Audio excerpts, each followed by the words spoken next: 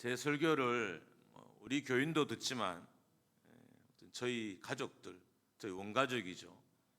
부모님도 설교를 듣습니다. 예배를 드리기도 하고 설교를 듣기도 하시고 이렇게 하시는데 이런 이야기를 하시더라고요. 아무래도 아들이니까 아들한테 막 목사님 이렇게 하진 않잖아요. 남 목사, 요즘 엄마가 너무 기분이 좋다. 네가 교인들을 칭찬하는 거 보니까 기분이 너무 좋다. 제가 칭찬하는 건 아니지만 아마 어머님 생각에 제가 칭찬이 좀 인색했다고 여겨지나 봐요. 제가 오늘 설교 전에, 원래 설교 전에 사람을 높이면 높이는 그날 그분이 꼭 시험이 들어서 제가 안 높이는데 두 분은 시험 들지 않을 거라 여기고 제가 한번 감사의 시간 갖고 말씀을 전하겠습니다. 소방 문제 때문에 정말 어려움이 많았어요. 그동안은 서장님이 많이 도와주셨는데 이제 또 자체적으로 해결될 상황이 되어서 비용도 많이 들고 너무 꼼꼼하게 처리할 게 많아서 제가 하기에는 너무 부족한 일이었습니다. 근데 김수남 목사님이 정말 거의 한 2달 가까이 잘 살피셔서 교회 소방 관련된 모든 문제들을 거의 다 해결해 주셨어요. 제가 보기에는 정말 전문가 이상, 전문가가 더 낫죠. 해주셔서 감사하고, 연세도 있으신데 막 컴퓨터를 만지고 시설을 또 페인트 칠을 하시고 하신 그 모습이 참 감사해서 제가 감사의 말을 꼭 전하고 싶었습니다. 박수는 다음에 칠게요. 좀 이따가. 또 하나는 우리 정혜자 권사님이 오늘 목사님, 할머니가 꼭 교회 오고 싶어요. 근데 거동을 못해요. 이렇게 한 거예요. 제가 권사님을 불러서 권사님, 박장로님한테 한번 말씀드려보세요.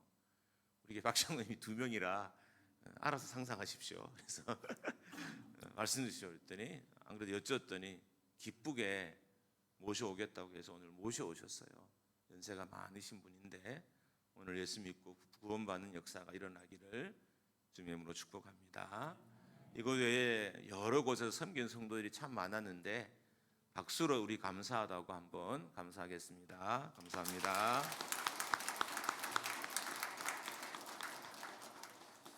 오늘은 방탈출이라는 제목으로 말씀을 나누겠습니다. 이거는 게임이에요. 방탈출 게임이 있는데 정말 한때 유행했고 지금도 아직 그 유행이 다 식지는 않았습니다. 모르는 분들을 위해서 정말 간단하게 설명하면 비밀번호나 키워드를 풀어서 갇혀 있는 방을 벗어나는 게임이 방탈출 게임입니다. 왜 재미있어 하냐면 이 알아가는 과정에 스릴이 있고 재미가 있고 긴장감이 있고 쾌감이 있는 거예요.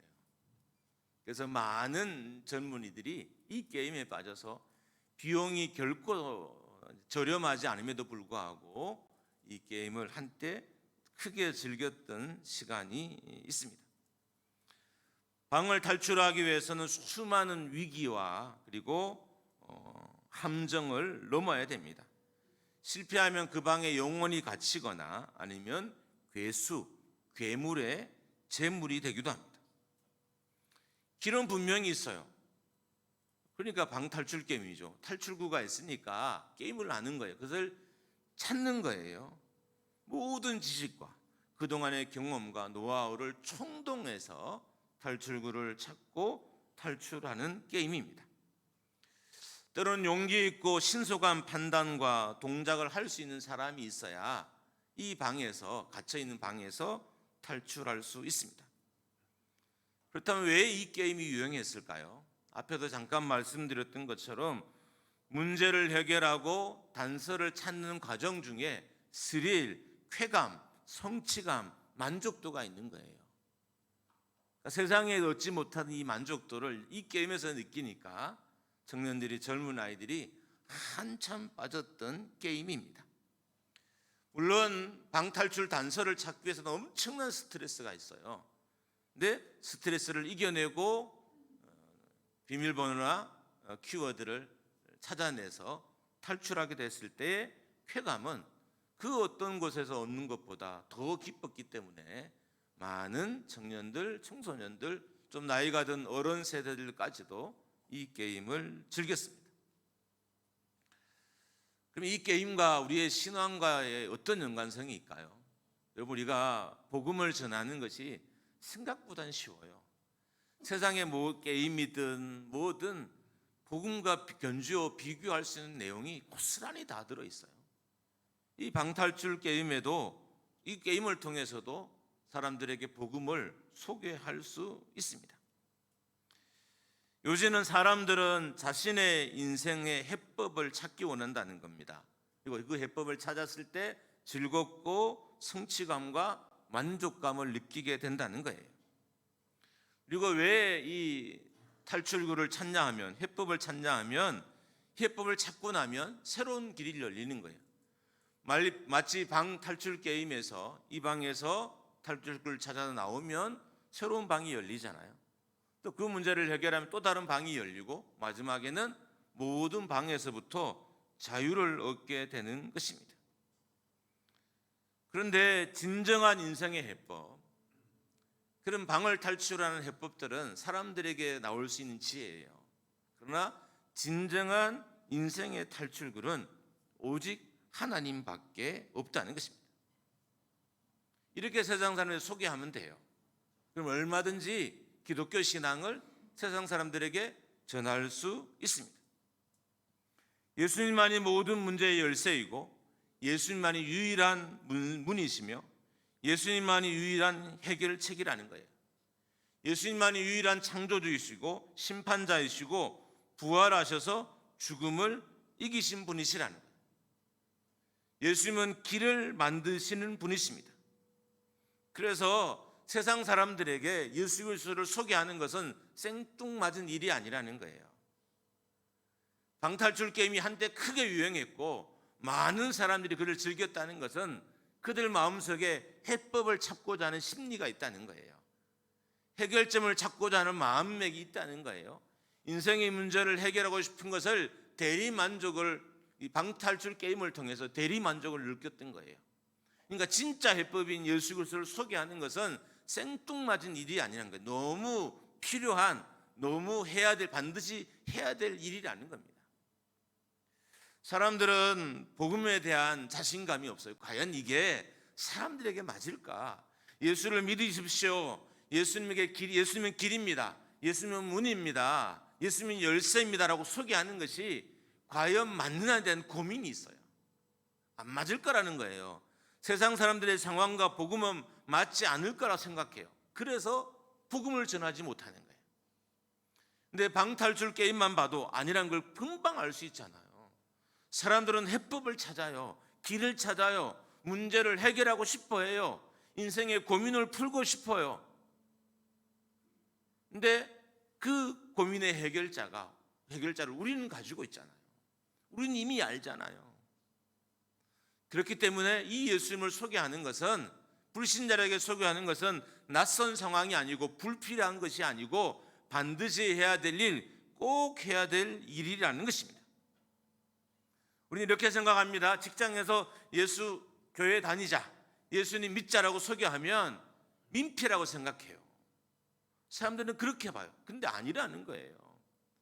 여러분, 방탈출 게임 말고도요, 세상에 있는 많은 현상들과 복음을 연결시키면 다 연결돼요. 연결되지 않는 것이 하나도 없어요. 갑자기 한국에 마약이 엄청나게 지금 퍼지고 있어요.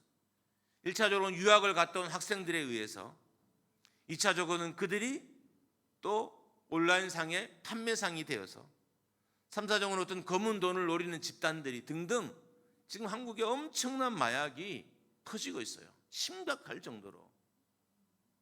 사람들은 왜 마약을 즐길까요? 지금 고통을 잊고 싶은 거예요. 지금 괴로움을 잊고 싶은, 그래서 마약이나 본드나 환각제를, 그 약물들을 먹는 거예요. 그러니까 이들에게는 인생의 영혼을 만족시키는 예수가 필요하다는 거예요. 그러니까 세상 사람들에게 복음을 전하는 것은 낯선 일이 아니고 생뚱맞은 일이라고 반드시 전해를 드리고 그들이 들어야 한다는 거예요. 그래서 민폐가 아니에요. 우리 이렇게 생각해요. 길거리에서 전도제를 전하면 왜 저렇게 전할까? 제가 좀 전도를 강요하면 성도들 중에도 목사님 왜 저렇게 전도를 저렇게 하려고 할까? 낯선 시선으로 봐요. 안 좋은 시선으로 보기도 해요. 근데 아니라는 거예요. 세상은 지금 어떤 현상, 어떤 문제를 봐도 다 복음이 필요한 상황인 거예요. 방탕줄 게임을 통을 봐서도 복음이 필요한 상황이고요. 마약이 지금 유행하고 있는 이 상황을 봐서도 복음이 필요한 상황인 거예요. 그러니까 이 시대는 복음을 간절히 원하는데 정작 우리가, 교회가 세상 사람들에게 복음을 주지 못하고 있는 것입니다. 우리는 이렇게 생각합니다. 예수 그리스도가 지금 이 시대에 적합하지 않다고 생각하는 거예요. 지금 내가 예수 믿으십시오, 예수님이 당신들의 구원자입니다라고 소개하는 것을 우리는 적합하지 않다고 생각하는 것입니다. 이 민족에게도 세계 열방에게도 청년들에게도 사춘기 청소년에게도 예수는 필요해요. 어떤 문제를 봐도 어떤 상황을 가지고 와도요, 다 복음이 필요한 상황, 다 복음이 필요한 사람들인 거예요. 그러니까 생뚱맞은 것도 아니고 민폐도 아니고 반드시 해야 될, 꼭 해야 될 일이 복음을 전하는 일이라는 거예요. 그렇다면 학생들은 어떨까요? 성도들은 청년들에게, 청소년들에게 복음을 전하는 것을 시대에 맞지 않다고 생각합니다. 그래서 오늘은 제가 목요일 교사교육원 강의 내용을 조금씩 가져와서 그 원리로 설교를 만들어 본 거예요. 아마 교사교육원 강의를 들으신 분들은 제가 그 원리를 가져와서 설교를 하고 있다는 사실을 느낄 거예요. 못 느껴도 괜찮지만 느끼면 아주 지혜로운 분이에요. 그렇게 제가 설교를 한번 구성해 봤어요. 왜 그랬냐면 제가 작년 1년 동안 교육원에서도 말씀드렸던 것처럼 여러분이 느낄지는 잘 모르지만 나름대로 제 안에는 엄청난 변화가 있었어요. 제 표정에도 변화가 있었고요, 제 말에도 변화가 있었고요, 제 행동에도 변화가 있었어요. 근데 이 변화가 어디서 출발됐을까라고 고민해 봤어요. 물론 제가 밤에 하는 그 기도를 통해서 변화가 있겠지만 계속해서 저에게 새로운 지식을 불어넣어 준 게 교사교육원인 거예요. 강사들을 정말 최고의 강사진으로 모셨어요. 그러니까 이분들이 3시간 강의를 통해서 우리가 들어야 될, 교사뿐만 아니라 목회자나 인생이, 사람이면 다 들을 내용들을 기가 막히게 설명하고 강의하고 가르치고 가는 거예요. 저는 1시간도 빼지 않고 제가 가르친 것만 빼고 다 받아 적고 계속 메모했어요. 또 보기도 하고요, 참고하기도 하고요. 너무 좋았어요. 새로운 지식이 내 삶에 들어오니까 내 삶의 활력소가 되더라고요. 그래서 교회에서 무언가를 배우십시오라고 할 땐 적극 참여할 필요가 있어요. 그것이 인생이나 신앙의 활력소가 되기 때문입니다. 이제 지난주 배웠던 강의 내용을 가지고 잠깐 말씀을 좀 펼쳐보겠습니다. 심리학자 삐아제라는 사람이 있어요. 유아교육을 담당하신 분들은 피아제로 듣기도 하고 삐아제로 듣기도 했을 거예요. 이 사람이 학년기, 청소년기죠. 11세, 15세 학생들의 특징을 3가지로 정리했어요. 첫 번째로는 미래에 대해 관심이 많은 시기, 두 번째로는 추상에 관심이 많은 시기, 세 번째로는 의심이 많은 시기. 먼저 청소년기는 미래에 대한 관심이 정말 많은 시기예요. 그래서 멋진 꿈을 꾸기도 하고요, 그 꿈이 좌절돼서 꿈을 포기하기도 하는 시기가 청소년기예요. 그래서 청소년들의 미래를 끊게 하는 것, 이게 죽음이잖아요. 그러니까 미래를 꿈꾸는데 미래를 꿈꾸지 못하게 하는 게 뭐예요? 대표적인 게 죽음이에요. 그러니까 자기의 미래를 꿈꾸지 못하게 하는 죽음에 대한 생각과 고민이 많은 시기가 청소년기라는 거예요. 우리는 그렇게 생각하지 않잖아요. 왜 저 아이들이 죽음을 생각할까? 아니요, 가장 많이 죽음을 왕성하게 생각하는 시기가 청소년기라는 겁니다. 그러니까 청소년들에게 죽음을 이야기하면, 끊어지지 않는 미래를 사는 법을 이야기하면 그들이 길을 그린다는 거예요. 이게 누구예요? 예수님이잖아요. 예수 그리스도잖아요.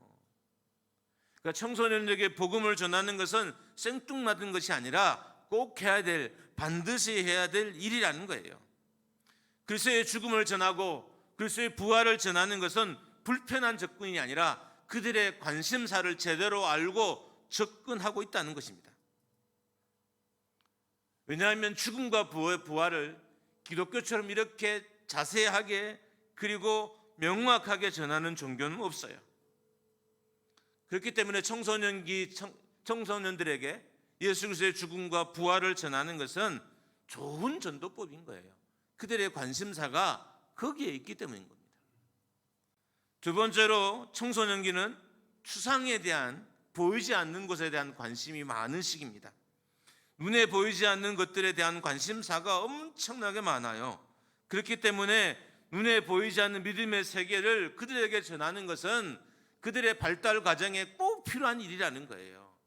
우리는 계속 이렇게 생각해요. 아이들에게 복음을 전하는 것은 맞지 않는 것이다. 저들에게 예수 그리스도가 너를 위해 죽었다, 예수가 너를 위해 부활하셨다고 전하는 것은 맞는 것이 아니다라고 자꾸 그렇게 판단하고 결론을 내려버려요. 아니라는 거예요. 청소년들에게 복음을 전하는 것, 그 시대의 발달 과제를 이루는 거예요. 우리가 돕는 거예요. 그러니까 정말 청소년들을 도우려면 어떻게 복음을 전해야 되는 거예요. 그들에게 노는 걸 넘어서서 복음을 전해야 돼요. 함께 뛰노는 걸 넘어서서 예수를 전하는 것이 그들에게 꼭 필요한 일이라는 겁니다. 청소년들에게 복음을 전하는 것은 청소년들을 청소년처럼 자라게 하는 것입니다. 우리가 이걸 각 시기별로 발달 과제가 있어요. 심리 이야기를 다 들으실 수 있으니까 이 발달 과제를 이루면 건강해져요. 사람이 건강한 어른이 돼요. 여러분과 제가 지금 건강하지 못하는 것은 각 시기별로 발달 과제를 충실하게 행하지 못했기 때문에 건강하지 않은 어른이 된 거죠. 유아기 때나 청소년기 때나 궁핍이 있었던 거예요. 다 채우지 못한 허전함이 있었기 때문에 건강하지 못한 어른이 된 거예요. 그러니까 청소년들에게 복음을 전하는 것은 이 아이들이 건강한 어른이 되게 하는 길이라는 거예요. 건강한 어른이 돼서 가정을 꾸미고 건강한 사회인이 되고 교회에서 건강한 역할을 하게 하는 것이 복음 전하는 일이라는 것입니다. 그러니까 복음 전하는 건 생뚱맞거나 나쁜 일이 아니라는 거예요. 복음만큼 청소년을 청소년답게 하는 것이 없어요. 그러니까 죽으라고 우리의 아이들에게 복음을 전해야 되는 거예요. 세 번째로는 청소년기는 의심이 많은 시기입니다. 모든 것에 물음을 던지는 시간이에요.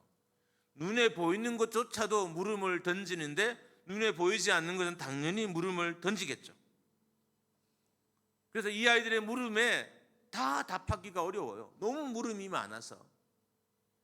유일하게 이 모든 물음에 답을 다 할 수 있는 게 말씀이에요.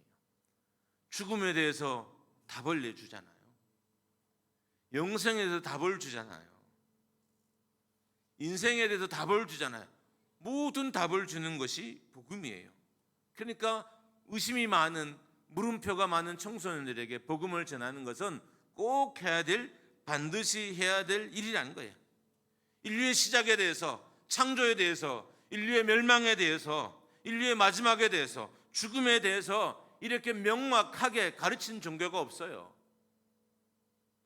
그래서 청소년들에게 복음을 전하는 것야말로 그들을 건강하게 자라게 하는 비결이라는 것입니다. 종합하면 이런 거예요. 청소년기는 기독교 신앙과 아이들의 관심사가 일치하는 시기라는 거예요. 그러니까 이들에게 복음을 전하는 것은 꼭 해야 될 일이자 반드시 해야 될 일이자 이 아이들을 건강하게 자라게 하는 비결인 거예요. 교회에 다니는 게 아니라 복음을 전하는 거예요. 예수를 구주로 영접하게 하고 그들이 예수님 앞에 서서 친히 예배자가 되게 하는 일들이 우리 아이들에게, 청소년들에게 필요하다는 것입니다. 복음을 전하는 것은 청소년기의 발달 과제를 달성하게 해서 건강한 인격자로 자라게 하는, 좋은 성인이 되게 하는, 좋은 직장인이 되게 하는 길인 것입니다. 문제는 기독교에 대한 자부심이 없으면 예수를 전할 수 없어요. 이런 거죠. 사람들은 예수를 전하는 것이 이 시대와 맞지 않다고 생각해요. 예수를 전하는 것이 지금 병으로 알아서 누워있는 사람에게 합당하지 않다고 생각하고, 예수를 전하는 것이 청년들에게, 청소년들에게 합당하지 않다고 생각해요. 아닙니다. 정말 그들에게 필요한 건 복음인 거예요. 예수 그리스도인 거예요. 여기에 대한 자부심과 자신감이 있어야 교회가 복음을 전할 수 있습니다. 보세요. 게임이 전하는 메시지나 성경이 전하는 메시지가 차이가 없잖아요. 이 말은 사람들이 그렇게 그리스도를 찾고 있다는 거예요. 드라마가 말하는 메시지나 복음의 메시지가 차이가 없어요. 게임이 말하는 메시지나 복음의 메시지가 차이가 없어요. 아이들이 각 시기별로 달성해야 될 발달 과제와 복음과도 차이가 없어요. 그러면 이 시대에 복음 전하는 거야말로 청년이든 청소년이든 가장이든 아내든 남편이든 직장이든 군인이든 병이 걸렸든 모든 사람에게 꼭 필요한 일이자 반드시 필요한 일이라는 것입니다.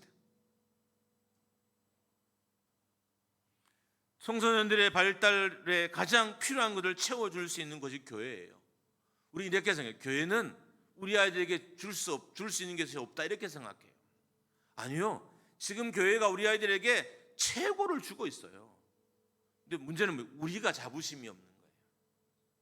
이 복음이 아이들을 변화시킬 거라는, 이 복음이 아이들을 건강하게 자라게 할 거라는 확신과 자부심 우리에게 없어요.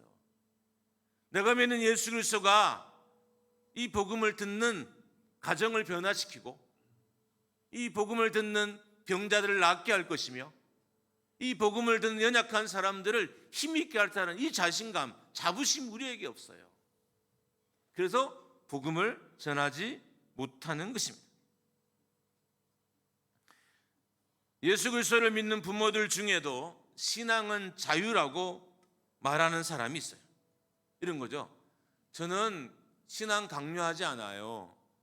우리 아이가 자기가 의지로 기독교든 불교든 선택하도록 그냥 둘 거예요라고 하는 사람이 있어요.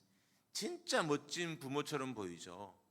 그러나 진짜 지식이 없는 사람이에요. 무지한 사람인 거예요. 지금 자녀들에게 가장 필요한 건 예수 그리스도죠. 우리 청년들, 청소년들, 초등부 아이들, 유아들, 영아들, 곧 하나님 나라에 가야 될 어르신들까지 모든 인생에게 꼭 필요하고 반드시 필요한 것은 예수 그리스도인 거예요. 이 사실을 누가 알아야 돼요? 내가 알아야 돼요. 그래야 우리가 복음을 전하고 복음을 나눌 수 있는 것입니다. 교회의 문제점은 교회가 얼마나 중요한 것을 가졌는지를 모른다는 거예요. 교회의 문제점은 교회가 세상이 가장 필요한 것을 줄 수 있다는 것을 모른다는 거예요. 그래서 안 주고 있잖아요. 교회는 세상 사람들이 꼭 얻어야 될, 반드시 얻어야 될, 얻으면 살아나고 회복될 복음을 가진 교회예요. 이 사실을 모르니까 우리가 전하지 않는 거예요. 어떻게 여겨요? 복음은 전해도 되고 안 전해도 되는 것들. 복음은 좀 불편한 것. 내가 사람에게 복음을 전하면 그 사람이 불편하고 괴롭히는 것. 이렇게 아니요. 여러분 공부는 그렇게 강요하잖아요. 매일 싸워가면서 아이들에게 공부하라고 하잖아요. 안 그런가요? 남편 아내에게 담배 피우지 마라, 술 먹지 마라 매일 강요하잖아요. 그것보다 정말 더 강요해야 될 것이 복음이라는 거예요. 공부보다 입에서 먼저 나와야 되고 그 어떤 문화보다도 기호식품보다도 먼저 입에서 나와야 될 것이 예수 그리스도라는 것입니다. 우리가 전하는 것들이 세상의 근본적인 메시지와 아무런 차이가 없어요. 우리가 전하는 이 복음은 세상의 근본 메시지와 일치해요. 인생의 소망과도 일치하고요. 인생의 희망과도 일치하고요. 인생이 바라는 것과도 일치해요. 이걸 알아야 우리가 복음을 전하는 거예요. 부끄럽지 않게, 담대하게, 자신 있게. 여러분, 한번 예수님에 대해서 자신감을 가져본 적이 있어요? 떳떳하게 한번 소개해 본 적이 있어요? 그만큼 우리가 예수님에 대한 자신감이 없어요. 진짜 기적은 예수 그리스도에 대한 자신감이 있는 사람들에게 들이 경험하게 되는 거예요. 우리가 교회의 부흥을 기대하잖아요. 병 낫기를 기대하잖아요. 가정의 문제가 해결되길 기대하잖아요. 어떤 사람이 그것을 경험할 수 있을까요? 예수님에 대한 자신감이 있는 사람이 경험하는 거예요. 내가 믿는 예수님은 내 인생에 해법을 주시는 분, 내가 믿는 예수님은 내 인생에 가장 좋은 걸 주시는 분, 내가 믿는 예수님은 내 문제를 해결하는 분, 병을 고치는 분, 낫게 하는 분, 가정을 회복시키는 분. 이 자신감을 한번 가져본 적이 있으세요?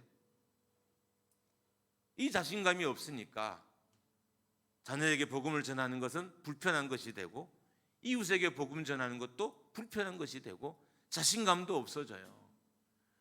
그렇게 자신감이 없어진 우리의 예배를 과연 하나님이 받으실까요? 우리의 믿음이 충만해도 하나님께 합당할까 할 정도로 부족할 텐데, 자신감도 없고 확신도 없고 담대함 없는 그 모습으로 드린 예배를 과연 하나님이 받으시겠냐는 거예요. 오늘 본문은 분명하게 말합니다. 6절입니다. 6절을 우리 같이 한번 읽어봅니다. 시작. 예수께서 이르시되 내가 곧 길이요 진리요 생명이니 나로 말미암고는 아버지께로 올 자가 없느니라. 예수님께서 자신을 내가 곧 길이요라고 했습니다. 여기서 길은 헬라어로 호도스라는 단어예요. 근데 이 호도스라는 단어 앞에 해라는 정관사가 붙어 있어요. 그 길이라는 의미예요. 그 길. 그러니까 나 외에는 어떤 길도 없고 그 어떤 것도 결코 길이 아니라는 의미예요. 나만 오직 유일한 길이고 나 외에는 어떤 길도 없고 그 길이 있다 믿을지라도 온전한 길이 아니라는 말씀인 거예요.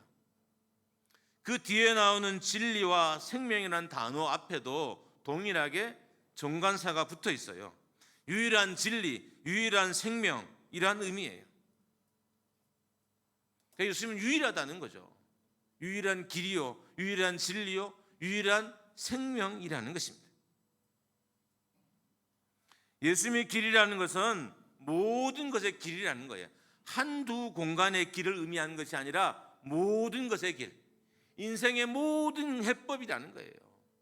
여러분이 가정의 문제를 가지고 있잖아요.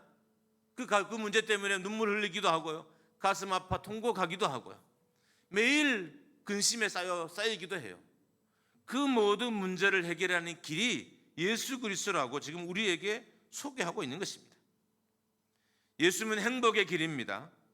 예수님은 해결의 길이고, 예수님은 구원의 길이고, 예수님은 병 낫는 길이며, 예수님은 축복의 길이고, 예수님은 은혜의 길입니다.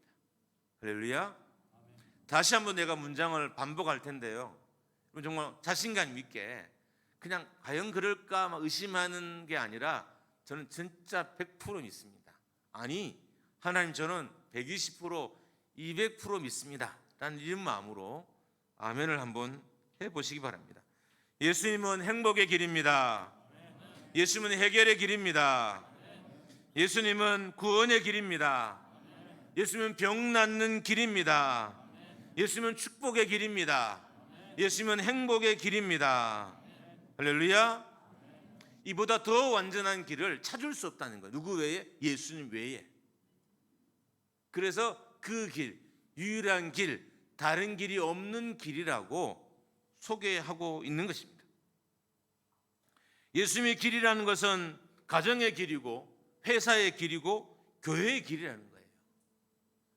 가정의 문제를 해결하는 길이요, 교회의 문제를 해결하는 길이며, 회사의 문제를 해결하는 길이라는 거예요. 막힌 것을 여는 방법이고, 문제를 푸는 열쇠고, 갈등을 해결하는 방법이라는 거예요. 또 문제는 우리는 이 길을 가졌음에도 불구하고 길 없는 자처럼 살아가는 것이 우리의 문제인 거예요. 이 길을 가졌잖아요. 할렐루야. 다 가졌어요. 근데 길이 없는 자처럼 살아가요. 자신도 없고 확신도 없고 다른 곳에 길을 찾고, 길이 내게 있는데, 길이 내 안에 있는데 다른 데를 찾아요. 길이 목장교회에 있고, 길이 여러분의 가정에 있고, 길이 여러분의 삶에 있고, 내면에 이미 있잖아요. 근데 다른 곳에 길을 찾아요. 근데 오늘 본문 어떻게 이야기합니까? 예수님만이 유일한 길, 그 길이라고 소개합니다. 왜 그럴까요? 복음에 대한, 이 길에 대한 확신이 없기 때문입니다. 가끔 정말 맛있는 음식점이 있다고 해서 성도들에게 소개받고 가보면 맛이 그저 그런 적이 좀 있었어요. 맛이 없는 건 아니지만 그렇게까지 막 맛있다고 침 튀길 정도는 아닌데, 아니라는 생각을 하고 음식을 먹고 온 적이 있어요. 그렇다면 제가 왜 그 음식점을 갔을까요? 왜? 실상은 그렇게 맛있지 않은데 제가 왜 갔을까요? 성도들이 너무 확신을 가지고 소개했기 때문인 거예요. 목사님, 그 음식점 정말 맛있습니다. 한 번도 아니고 두 번, 세 번 여러 명이 말을 했기 때문에 제가 그 음식점을 간 거예요. 사람들은 확신이 담기면 사실이라고 믿어요. 확신이 담기면. 근데 사실인데 확신이 담기면 얼마나 힘이 클까요? 여러분 지금 알아듣고 있으신 거죠? 사실인데 확신이 담기면, 여러분 사실이 아닌데도 확신이 담기면 그것을 진리라고 믿어요, 사람들이. 사실인데 확신이 담기면 얼마나 큰 힘이 되겠냐는 거예요. 예수님이 살아계신 건 사실이잖아요. 할렐루야. 확신이면 얼마나 힘이 되겠어요? 예수님이 길이라는 것은 사실이잖아요. 팩트잖아요. 그걸 확신하면 얼마나 큰 든든하고 견고하고 완벽한 길이 되겠어요. 근데 우리에게 이 확신이 없는 거예요. 내가 걷는 이 믿음에 대한 확신, 이 길에 대한 확신, 예수 그리스도에 대한 확신이 없는 것입니다. 성도들은 예수 그리스도가 길이라는 것을 확인하게 되면 그것을 진리라고 믿게 됩니다. 교회가 해야 될 일이 뭘까요? 예수 그리스도가 길이라는 경험을 끊임없이 성도들에게 제공하는 것입니다. 목장에서, 부서에서, 공동체에서, 사역에서 예수가 길이라는 사실을 끊임없이 경험하면 사람들은 확신을 갖게 되고 시간이 되면 그것이 진리라고 믿게 돼요. 여러분, 진리는 어떤 역할을 하면 모든 상황에 다 대입하는 게 진리예요. 가정에 문제가 생겨서요, 예수 그리스도를 대입해요. 직장으로요, 예수 그리스도를 대입해요. 건강에 문제가 생겼어요, 예수 그리스도를 대입해요. 진리라고 믿으면 사람들은 그것을 모든 곳에 다 대입시켜요. 다 적용시켜요. 이게 진리인 거예요.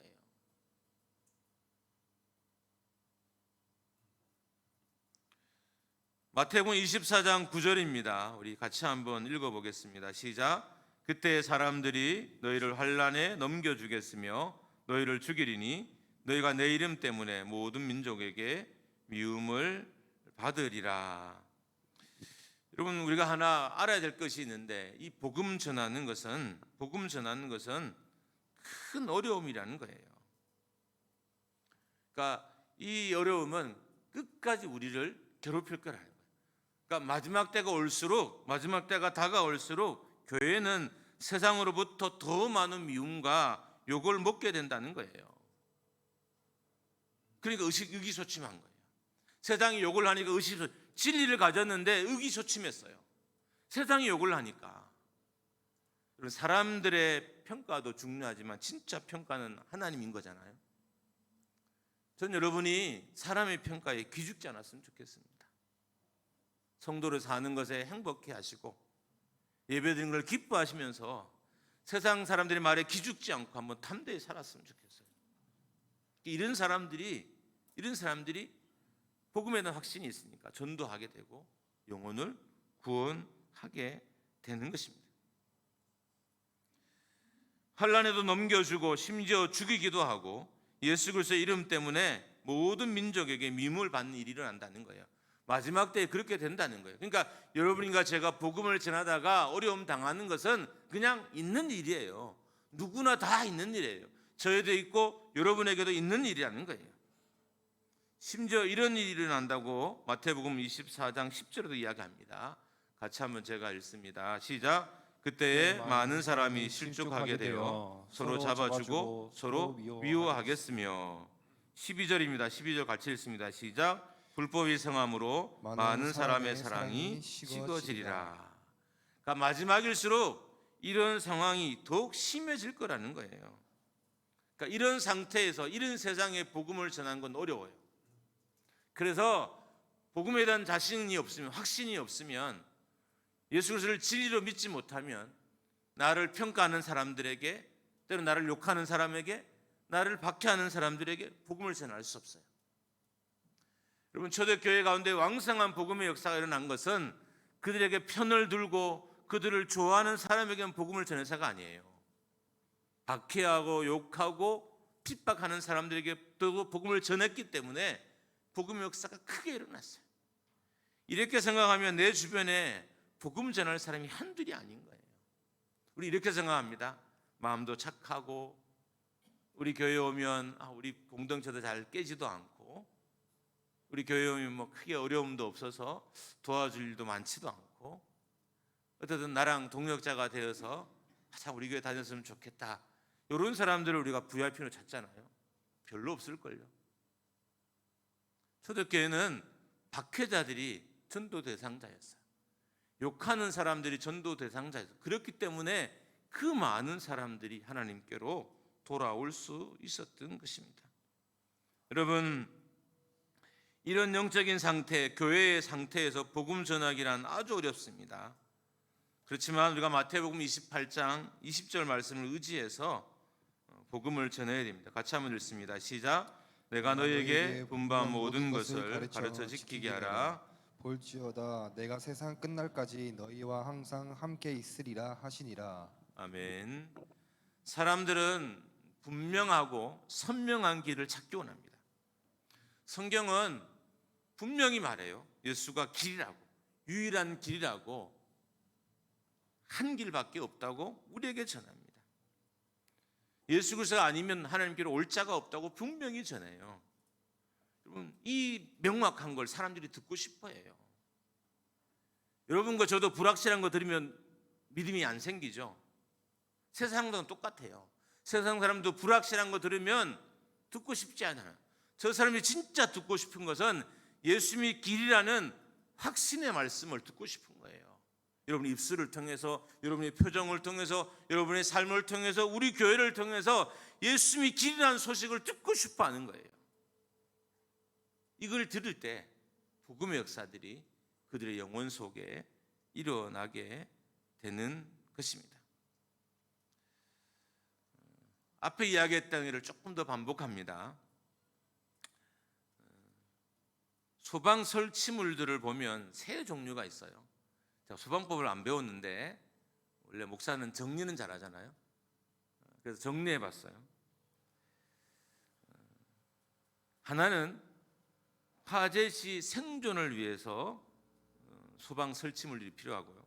두 번째로는 화재 진압을 위해서 소방 설치물이 필요하고요. 세 번째로는 화재 예방을 위해서 소방 설치물이 필요해요. 요지는 제가 가만 보니까 우리 집사님이 막 이렇게 하는 걸 가만히 보니까 그 방법대로 하면 화재에서 탈출할 수 있고 그 방법대로 하면 화재에서 보호받을 수 있겠더라고요. 정말 그 방법대로만 하면 제가 하고 싶은 것은 예수 그리스도가 그렇다는 거예요. 믿으면, 정말 온전히 믿으면, 유일한 길이라고 믿으면 이런 보호와 길을 우리가 만나게 된다는 거예요. 여러분, 아직까지 인생의 길을 못 찾으셨습니까? 예수님이 길이라고 온전히 믿지 않기 때문인 거예요. 자녀의 문제가 해결되지 않죠. 우린 다른 곳에서 그 길을 찾아요. 진짜 필요한 길은 예수 그리스도예요. 우리 아이들이 예수 그리스도를 만나야 진정한 길을, 그들이 원하는 길을 찾게 되고요. 그게 예수 그리스도고요. 그 길 아래에 있는 행복을 안에 있는 행복을 누리게 되는 것입니다. 아무쪼록 여러분과 제가 예수 그리스도가 길이요 진리요 생명이라는 이 사실에 확신이 우리의 영혼과 마음에 가득 찼으면 좋겠어요. 의심하지 않았으면 좋겠습니다. 의심하지 않는 믿음으로 길 대신 예수 그리스도를 경험하기를 주의 이름으로 축원합니다. 할렐루야. 세상 사람 지금 갇혀 있어요. 문제에 갇혀 있고 돈에 갇혀 있고요. 질병, 죽음, 가족 문제, 회사 문제, 개인적인 문제, 심리적인 문제, 정신적인 문제에 갇혀 있어요. 탈출하기를 원해요. 그 탈출 길이 누구예요? 예수 그리스도라는 거예요. 예수를 만나면 그들의 인생에 길이 생기기 시작합니다. 한번 따라하겠습니다. 예수님은 길을 만드시는 분이십니다. 할렐루야. 예수님께는 길이 있어요. 그래서 세상 사람들에게 길을 소개하는 게 전도이기 때문에 전도만큼 필요한 건 없습니다. 그리고 생뚱맞은 것도 아니고요. 이 시대에 가장 필요한, 가장 적실한, 영혼이 원하는 것, 사람이 원하는 것, 공동체가 원하는 것이 예수 그리스도인 것입니다. 이 예수님을 정말 자신 있게 소개하는 여러분과 제가 되기를 축원합니다. 함께 찬양